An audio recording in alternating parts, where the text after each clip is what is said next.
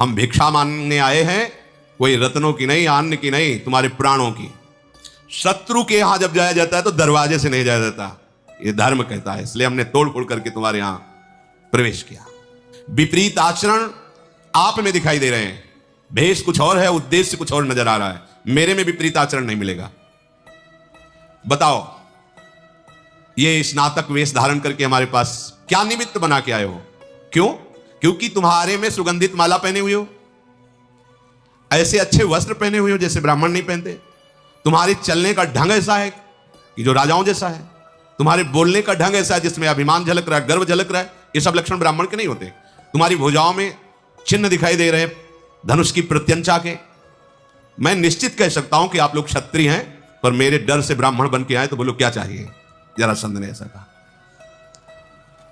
रंगीन कपड़े पहने, रंग बिरंगे माला पहने, चंदन लगाए, ऐसी शोभा आपको नहीं देती।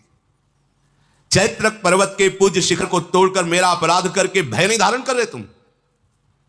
कौन हो तुम? प्रायः ब्राह्मणों में तो वाणी की पटुता होती है, लेकिन तुम्हारी भुजाओं की बलवृत्ति देख रहा हूं। मेरे यहां उपस्थित हुए हो, मेरी पूजा जो हमने ब्राह्मणों को दी, वो तुम्हारी पूजा की प्रयोजन बोलो।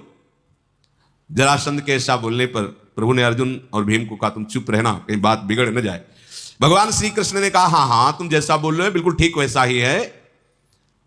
तुमको इससे क्या मतलब कि हम ब्राह्मण हैं कि क्षत्रिय हैं कि वैश्य हैं? अरे पुष्प धारण करना तो श्रीवानों का लक्षण है। हम लोग पुष्पमाला धारण की तो कोई दोस्त थोड़ी धारण की, उसके अधिकारी हैं।